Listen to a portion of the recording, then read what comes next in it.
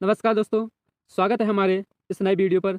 दोस्तों, सभी लोगों को होली की एवं भाई दूज की आप लोगों को बहुत-बहुत शुभकामनाएँ।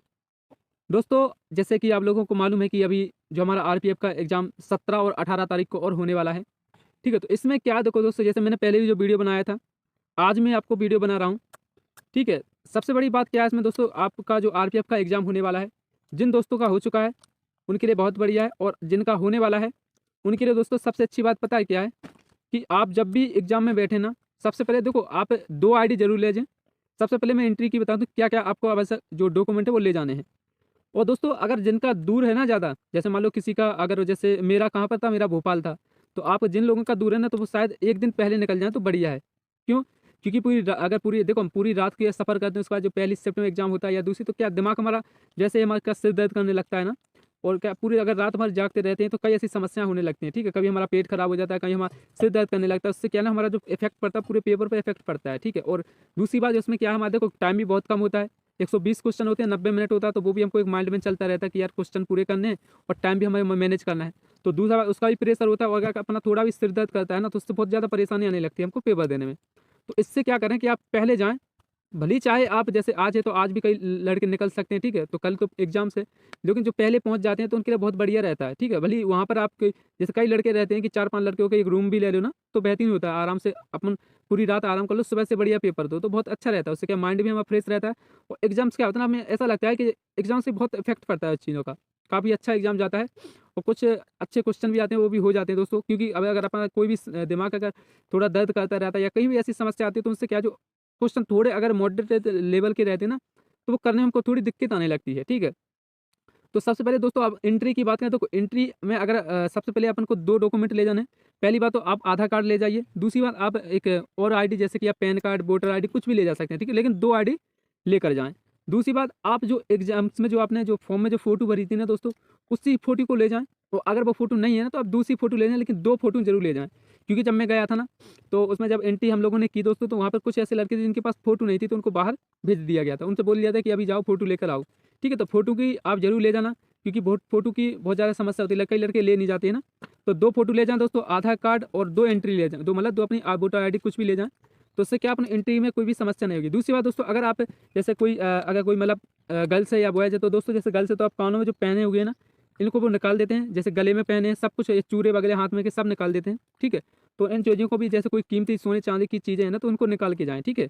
और अगर आपका कोई साथ में है तो उसको बाहर ही दे के जाएँ, क्योंकि वहाँ पर वो निकाल देते हैं। या फिर अगर जो से मतलब जो गर्ल्स वगैरह को जैसे कील से नाक में जो कानों में पहने रहते हैं, अगर वो नहीं निकलते उसमें क्या वो टैप लगा देते हैं, ठीक है? यहाँ पर भी टैप लगा देंगे, यहाँ पे भी टैप लगा देंगे और यहाँ पे भी टैप लगा देंगे। लेकिन जो चीज़ निकलने वाली है वो निकलवा देते हैं, ठीक है ना? तो इससे आपको क्या बढ़िया रहेगा। और दूसरी बात दोस्तों, सबसे पहले आप एग्ज़ाम्स हॉल में जाने के बाद देखो, सबसे पहले जो आपका सबसे स्ट्रॉन्ग चीज़ है ना, जैसे मान लो अगर आपको मैथ आपकी स्ट्रॉन्ग है, या फिर आपकी जीएस है, या फिर बात करो या फिर अपनी तुम्हारी जैसे क्या बोलते हैं उसको, रीजनिंग है, तो जौन-सा स्ट्रॉन्ग हो ना उसको पहले करना, उससे क्या आपको बहुत ज़्यादा फ़ायदा मिलेगा, ठीक है? तो आप सबसे पहले तो उसका, दूसरी बात देखो, मैथ की मैं अगर बात करूँ दोस्तों, तो जैसे मैंने अपने पहले वीडियो में बनाया था कि जो मैथ है अपना मॉडरेट लेवल का आ रहा है, ठीक है? ईज़ी तो है, लेकिन वो क्या अपन कर नहीं पा रहे, क्योंकि उसमें जो, ठीक है, उसमें पता क्या है, जैसे कि मान लो अगर आपका क्या होता है ना कि मतलब क्वेश्चन तो सरल आ रहे हैं, लेकिन वो क्या बन नहीं पा रहे, क्योंकि उनकी जो जो जैसे मतलब अपन को जैसे मान लो कि सीआईएसआई है, तो उनकी जो दर वगैरह, रेट वगैरह पॉइंट में देते हैं, ठीक है? जैसे उनकी 54% या फिर 17% या फिर 27%, अब इसका मान लो अगर 27% और 17% रहती है, उनका 2 साल का चक्रवृद्धि ब्याज है, इसमें क्या दिक्कत आ रही है? तो अब क्या करें, सबसे पहले जो आपका स्ट्रॉन्ग पोर्शन है ना, उसको सबसे इंपॉर्टेंट बात दोस्तों जो मैं बताने वाला हूँ, वो है डिजिटल सम। दोस्तों अगर आप चाहते हैं कि आपका एग्जाम अच्छा जाए और आपका स्कोर बने, तो आप प्लीज़ डिजिटल सम को यूज़ ना करें, क्योंकि डिजिटल सम आपको ले डूबेगा। क्योंकि हमारे पास है कितना 90 मिनट, और 90 मिनट में अगर मान लो अपने डिजिटल सम लगाया, मान लो आपने जैसे 10 क्वेश्चन में डिजिटल सम लगाया, ठीक है? और मान लो अगर 10 क्वेश्चन में डिजिटल सम लगाने के बाद अगर उसका आंसर नहीं निकला ना, और फिर अगर उसको दोबारा करोगे ना तुम, तो दोस्तों देखो डिजिटल सम लगाओ तो कुछ नहीं, ऐसे कम से कम आपको 30 से 40 सेकंड उसको लगेंगे। दूसरी बात, अगर आप मान लो 30-40 लगे या 1 मिनट भी लग सकता है, और उसके बाद उसका फिर आंसर नहीं निकला ना, और फिर दूसरी बात, पहले आप तो क्या, अगर ऑब्जेक्ट हम जैसे मान लो अपने ऑब्जेक्ट भी मतलब चेक किए, जैसे आपने सोचा कि भाई इस पे भी पहले डिजिटल सम लगाना है, तो उसमें क्या होता है ना कि जैसे 4 ऑप्शन रहते हैं, उनके 2 के ऑप्शन जो अपना है ना डिजिटल सेम आता है। पहली बात तो जी, अगर मान लो अलग-अलग आ भी गया ना, जैसे मान लो अलग अपना अपना अलग-अलग आ गया सब लोगों का, मतलब चारों ऑप्शन का अलग-अलग ऑप्शन में अलग-अलग डिजिटल सम आ गया, और फिर भी अगर आप उसमें लगाते हो ना, और अगर किसी भी तरह से वो गलती होगी या फिर वो मतलब आंसर नहीं निकलता ना, तो दोस्तों फिर क्या होता है, फिर उस क्वेश्चन का पर आप अगर फिर से भी तुम मेथड से करोगे तो बहुत ज़्यादा प्रॉब्लम आ जाएगी। मान लो अगर आपने ऐसे 10 क्वेश्चन किए ना, तो एक बात सोचना आपके 10 से 15 मिनट वेस्ट हो जाएंगे। और अगर 10 से 15 वेस्ट हुए ना दोस्तों, तो आप पर प्रेशर बहुत ज़्यादा आ जाएगा, ठीक है ना। तो इसका मेरा मानना, तो देखो मैंने जो अपनाया था ना डिजिटल सम, मैंने 5 या 6 क्वेश्चन में लगाया दोस्तों, जिसमें से मुझे शायद लगता है कि एक क्वेश्चन ही का जो आया था वो उसका भी क्लियर नहीं है दोस्तों, वो सही भी है या नहीं इसका मालूम नहीं है। लेकिन अगर मैं बात करूँ तो आप वो डिजिटल सम ना अपनाएं, उससे कि आपको बहुत ज़्यादा दिक्कत आ सकती है, ठीक है। तो मेरा मानना है तो डिजिटल सम जो आपको आ रहा है, जो मेथड है उसी को अपनाएं तो वो ज़्यादा फायदेमंद होगा। क्योंकि यार क्या होता है ना कि आप जो पेपर देने वाले वो भी समझ चुके हैं बहुत ज़्यादा, कि वो पता आप क्या करते हैं कि ऑब्जेक्ट में जो डिजिटल सम निकालते हैं, अपन 2 ऑब्जेक्ट का एक साथ डिजिटल सम दे देते हैं। उससे क्या हम बहुत ज़्यादा दिक्कत आती है, ठीक है। तो मेरा मानना तो ये है कि जो आपके पास जो मेथड है, जो आपकी ट्रिक्स वगैरह हैं, जो आपकी स्पीड है, उसका यूज़ करेंगे तो आप बेहतरीन कर पाएँगे। अगर आप डिजिटल सम के पास जाते हो ना, तो थोड़ी दिक्कत आ सकती है, ठीक है। उसमें क्या, अगर नहीं निकला तो बहुत ज़्यादा दिमाग खराब, वो 4 से 5 जो 10-15 मिनट हमारे खराब हो जाते हैं, तो उसका यूज़ ना करें, ठीक है। जिसने हाँ, लेकिन मान लो अगर कोई ऐसा लड़का है जिसने प्रैक्टिस जो आपने किया, प्रैक्टिस में अगर डिजिटल सम का प्रयोग किया, तो देखो उसको तो मालूम होगा, उसने जो किया है उसको सब मालूम होगा कि हाँ, हमको लगाना है, क्योंकि वो तो देखो प्रैक्टिस करके जा रहा है ना।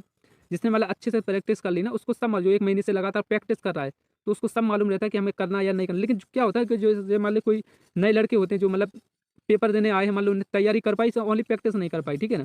उनको दिक्कत रहती है, क्योंकि वो मान लो जैसे कोई चीज़ है, जैसे मान लो उन्हें आज तारीख है, तो आज पढ़ लिया डिजिटल सम, मान लो कल उनका पेपर आ गया, अब वो डायरेक्ट क्या होता है, वो डिजिटल सम पढ़ने के बाद डायरेक्ट पेपर में अप्लाई करते हैं, तो वहाँ आपको सबसे ज़्यादा दिक्कत आती है, ठीक है। वो इसलिए आती है क्योंकि आपने पहले प्रैक्टिस नहीं की ना डिजिटल सम की, और डायरेक्ट पेपर में करेंगे तो आप जरूर फंसेंगे, ये क्लियर बात है, ठीक है। क्योंकि पहले कर लो ना तो उससे कोई दिक्कत नहीं आती, लेकिन अगर सोचो कि आप डायरेक्ट हम पेपर में जाएंगे, वहाँ पर ही डायरेक्ट डिजिटल सम लगाएंगे, तो फिर बुरी तरह से आप फंस जाओगे। इसका मतलब ये है कि आप बुरी तरह से फंसोगे तो दोस्तों आपका पेपर 100% बिगड़ेगा, ठीक है। मेरा मानना है कि आप पहले से कर लें, ठीक है। और तो उससे बहुत ही मैं तो दोस्तों इसी के लिए बनाया था ये वीडियो की, जो डिजिटल सम की प्रॉब्लम है, जो दोस्तों ने पहले कर रखी प्रैक्टिस वो बढ़िया, लेकिन नए लड़के कृपया डिजिटल सम का प्रयोग बिल्कुल ना करें, क्योंकि अगर उनका मान लो पेपर बन भी रहा होगा तो वो पेपर पूरी तरह से उनका बिगड़ सकता है, ठीक है।